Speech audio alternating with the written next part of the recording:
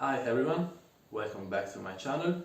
Today I'm going to do the very first book review here, and the book I chose is called Italy's Divided Memory, which is a book that I had to read for one of my classes, which was contemporary history, and I had one exam just on this one book, so I feel like I know it quite a lot and I'm in a good position to do a book review.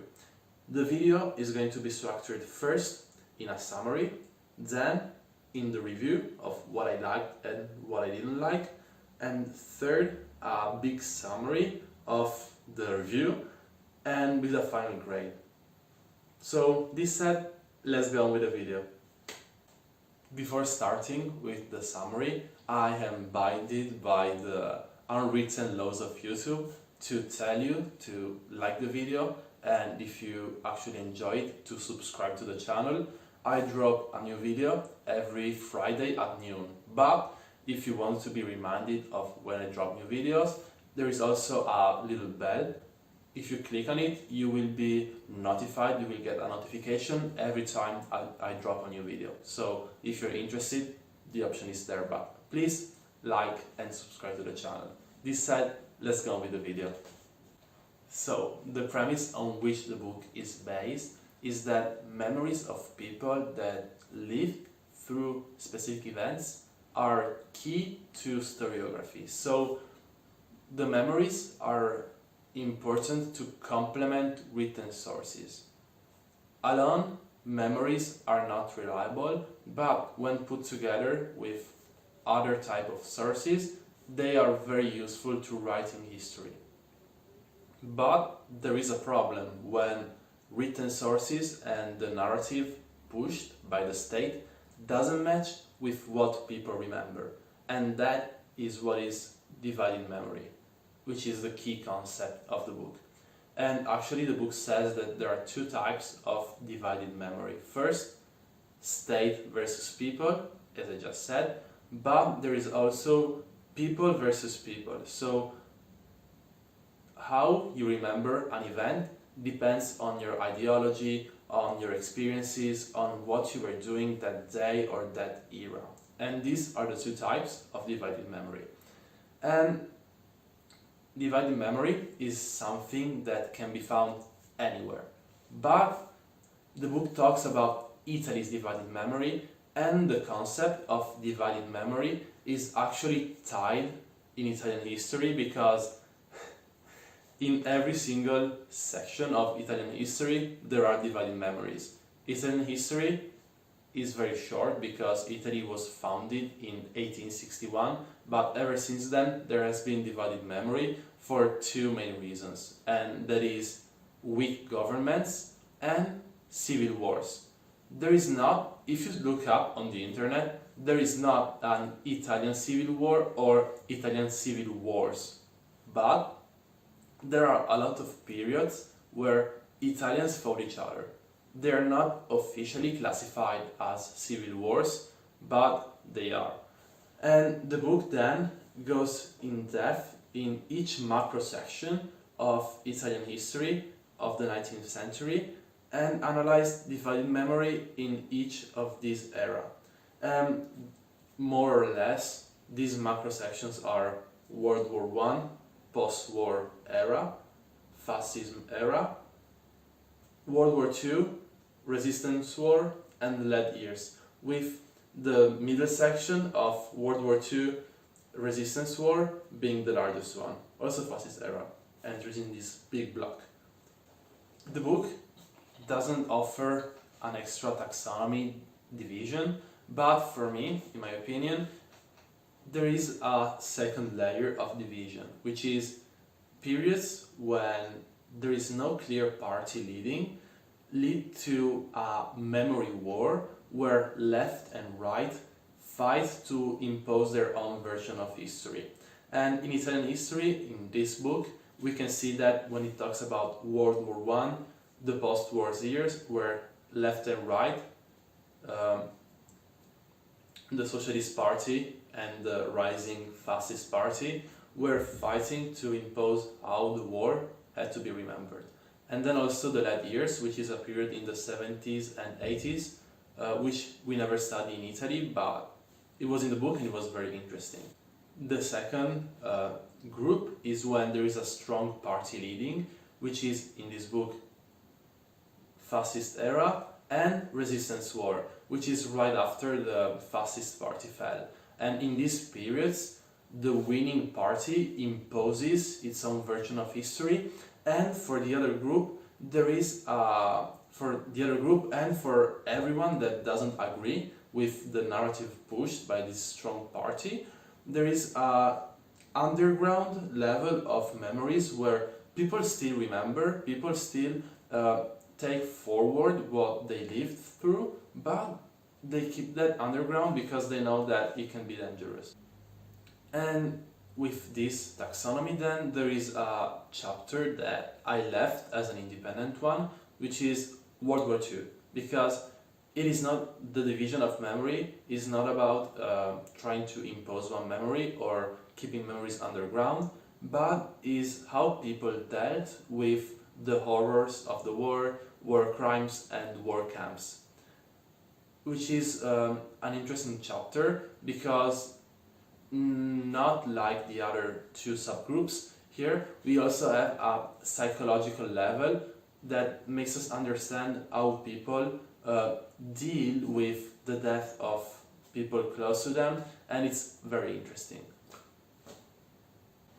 So for the summary, I think I should end it right there, because if I go in depth with the divided memories and all the different divisions in the chapters, it would take too long and it wouldn't be a summary anymore, but it still gives you the idea of what divided memory is and when they happen. So if they're fighting to impose their memory, of either fighting to keep their memory alive and push different memories away.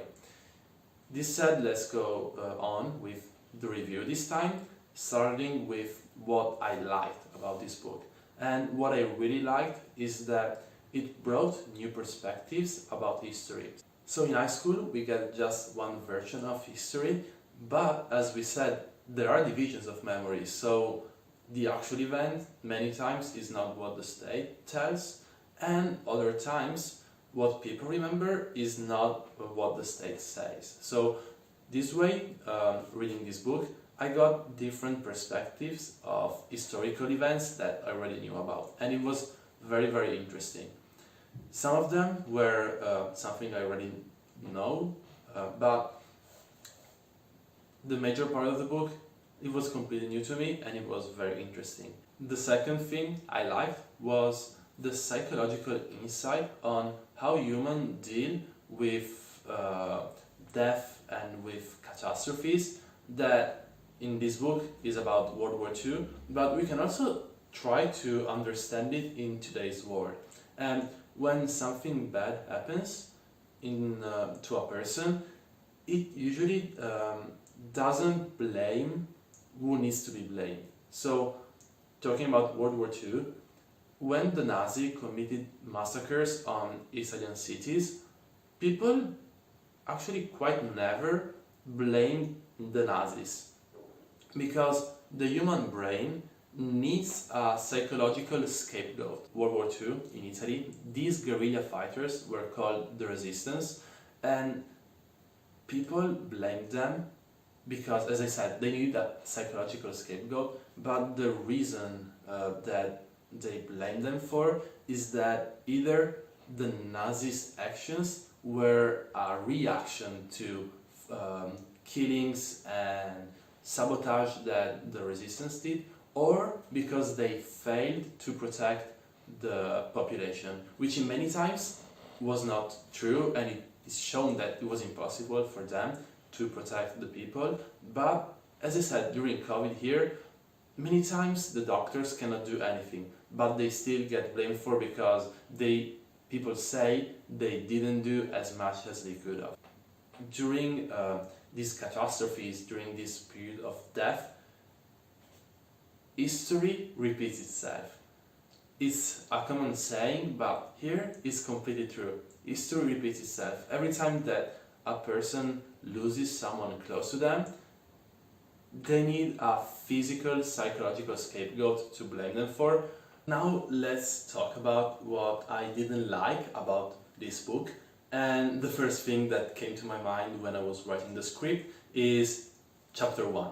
Chapter 1 is not too long, but it's heavy because while all the other chapters tell you stories and insights in history, chapter 1 is all about definitions, methodology, why memory is important. So if you're reading it, chapter 1 is quite heavy.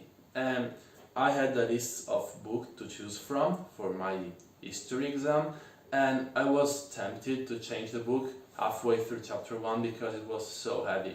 But if I remember correctly, in chapter 1 already, it tells you a few stories. I think San Miniato is in chapter 1. But yeah, chapter 1, I'm sorry, I didn't like it. I think it's a key chapter because you don't understand all the rest of the book without it, but it's so heavy, so I have to put it in this list of things I didn't like. And the second thing I didn't like about this book, which I also liked at the same time, is the chapter on the lead years. So what the lead years are essentially is an era in which there is a socialist revolution, a youth revolution against the rise of neo-Nazi party and extremists of the right parties clashing with each other. And it was something new to me. There were terrorist attacks, sabotages, strikes. It's a period that we hear often about as teens nowadays, but that we never study. So it was interesting and I really liked this new insight I got, but it felt short. It felt like I was missing something. So what I didn't like about this chapter is the feeling of incompleteness that it left me. So this brings me to the final part of the review, which will contain like thoughts, my final thoughts that I have, and things that personally I don't mind, but that I think that other people might like or dislike. So this book, in my opinion, is very interesting, very entertaining, and I would advise it to a lot of people, and I will give you the exact demographic later. But what I also think is that if you don't know a lot about Italian history, it can be not as interesting and not as entertaining as it was for me. So if you are an Italian student in high school or in college, or if you're abroad and you're still interested in getting this new perspective about World War II, because still the fascist party and Italy during fascism is one of the key concepts to know when you study contemporary history in Europe. So if you're interested in this, I would strongly advise this book. But as I said, if you don't like history or if you're not too interested in Italian history, then I don't think that this book is made for you. And this brings me to the final grade, which in my opinion is a 3.5 out of 5. Because for me, it was just for me, it would be probably a 4 or a 4.5. But because chapter 1 is what brings the grade down so bad, and also the one of the chapter on the lab years. But what this half grade, 1 grade less, is for the lack of universality of this book. This brings me to the end of the video. If you're still watching, please leave a like, subscribe, and if you want to be notified when I drop a new video, which is every Friday at noon, but if you still want to be reminded, hit the little bell button there is below, and thank you for watching. I will see you in the next video. Bye bye.